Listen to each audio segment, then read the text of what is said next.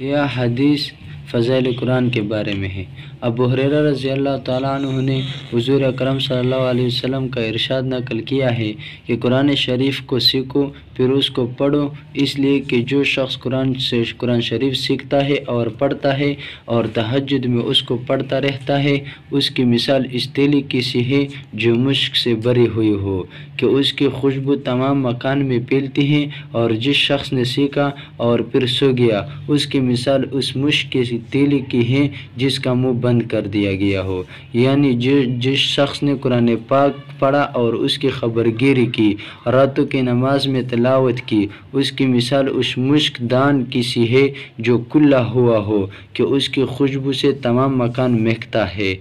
اس طرح اس حافظ کی تلاوت سے تمام مسکان انوار و برکات سے معمور رہتا ہے،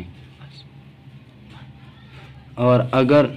وہ حافظ سو جائے یا غفلت کی وجہ سے نہ پڑھ سکے تب بھی اس کے قلب میں جو کلام پاک ہے وہ تو بہرحال مشک ہی ہے۔ اس غفلت سے اتنا نقصان ہوا کہ دوسرے لوگ اس کی برکت سے محروم رہے، لیکن اس کا قلب تو بہرحال اس مشک کو اپنے اندر لیے ہوئے ہیں۔